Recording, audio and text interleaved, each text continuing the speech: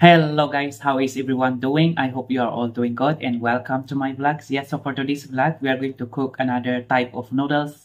Yeah, ito ay binigay ng anak ng boss ko. Yan, so sabi niya i-try ko itong noodles na ito kasi mahilig akong mag-explore ng noodles. Yan, kagaya nito. Yan, so ito ay panmi goreng pedas. Yan, so panmi goreng pedas. So obviously, spicy siya. Pero try natin kung talagang spicy ba siya. Ay, kaya pa ba ang spiciness nitong noodles na ito. Yan, so actually na-try ko na ang ganitong klaseng noodles pero hindi ko pa na-try sa ganitong nasa pakete siya.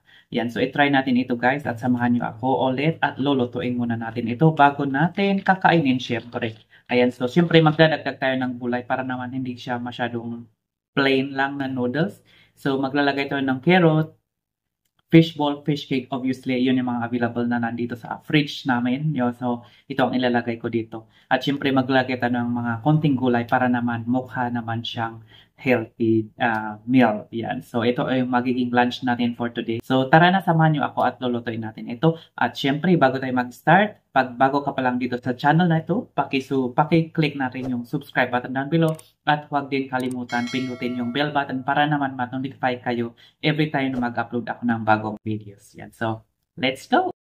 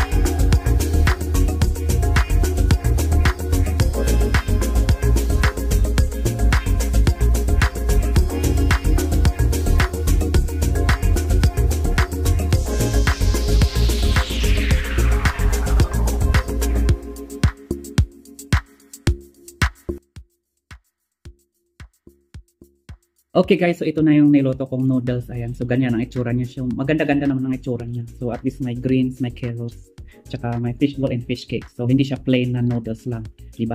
Para wala naman masabi yung mga nanonood na baka sabihin, puro noodles na plain. Yan, so try natin guys. Yan, so parang natutumba. Okay. Kumakain na si Lola. Nauna siya. Okay okay, sabi niya okay na daw. Ayan, so ganito ang noodles itsura niya. Medyo malapad-lapad na noodles to. Ayan.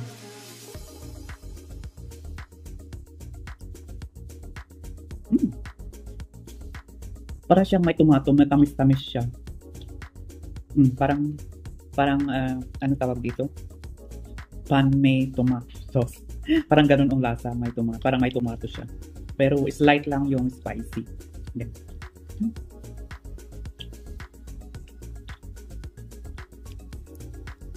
Lapang na lapang.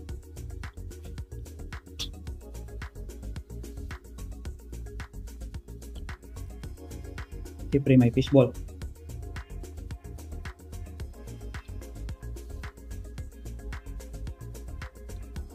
Itong gulay na nilagay ko is pansya. Anong tawag dito? Spinach. Chinese spinach yata to. Siyempre carrot din. Ang dami dito. Parang mukbang na rin ito.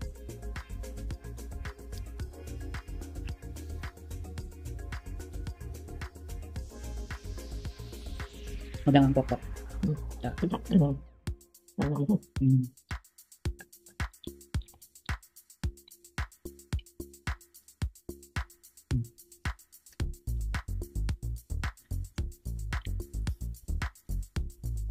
So, hindi siya gaano spicy pala to. Pwede na rin sa mga hindi mahilig sa spicy. Ayan, kaya to. Pan mi. Ito ay pan mi noodle.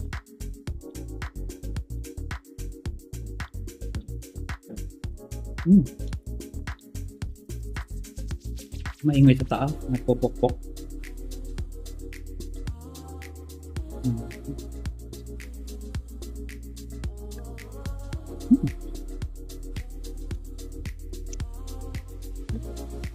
Sabi ni Lola, pagkakain daw yung kamay ko na lahat lagi nandito sa table. Hindi pwedeng sa baba. Dito lagi.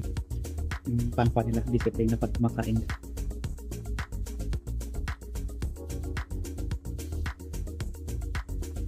Right? Saya tangan sini. Tabuli sini tawa. Sini. Ya Allah, yung cakap saya mah.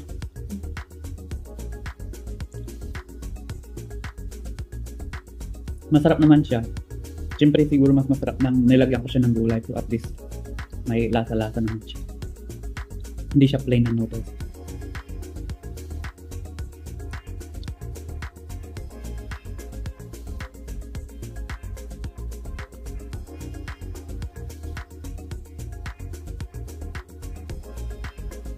Ingat na lang pag kumakain, pakatalsik sa damit.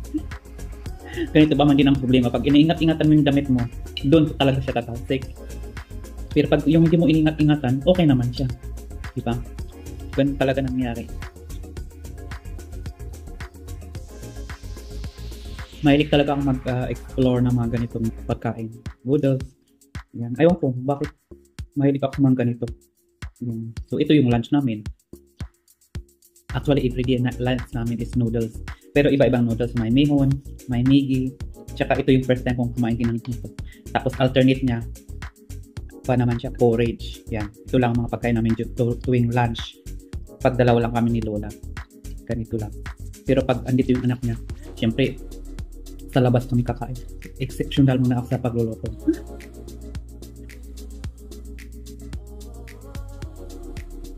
Right? Okay. Saya kawan.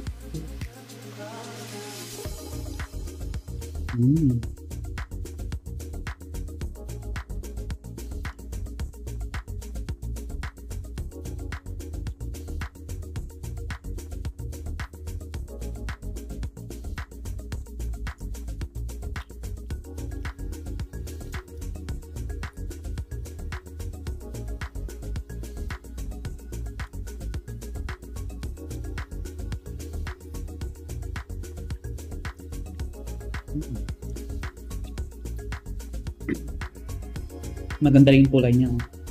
Ma-orange.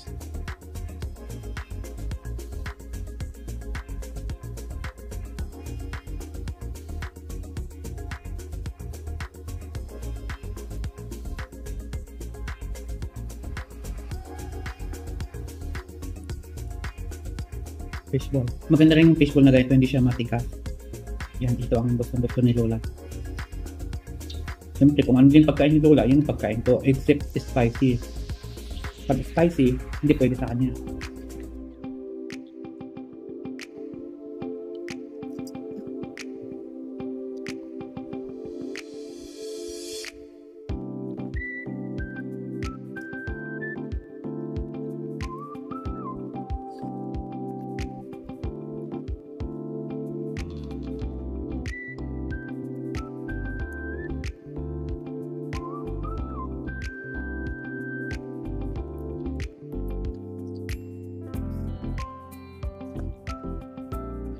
Fish cake.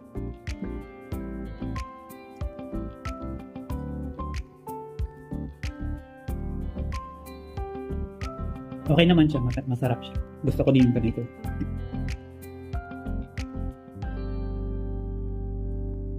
Tsaka maganda yung ganitong version, yung sarili mong luto, yung gusto mong ilagay, pwede mong ilagay, di ba? Kasi pagkakain ka sa restaurant, mayroon mga limitation talaga. Di kaya pag ikaw mismo nagluto, may lalagay mo yung mga gusto mo. Sa restaurant kasi iba, tsaka mahal pag sa restaurant kakakain. Eh, pag home cooking, okay na rin to, di ba?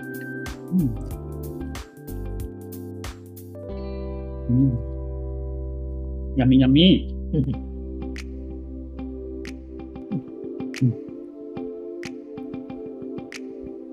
Sudah. Si Lola ubos na. Si Lola na ubos na. Hello. Okay. Okay, make it. Noodles. Okay. Okay. Ayan siya. Tapos na siya. Mas mabilis siya kumain kaysa sa akin.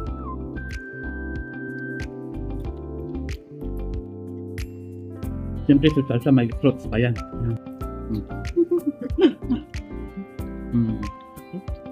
Fruit. Yan, meron siyang dragon fruit. Kailangan nila yan kasi nahirapan sila. Alam nyo na guys, pag mga ganyang edad nahirapan sila, kumakain ako. Saya tak pandai itu jadi Ada. Ada. dah banyak sikit-sikit pot. Ada hot. Tak banyak pot lah. Sikit-sikit pot.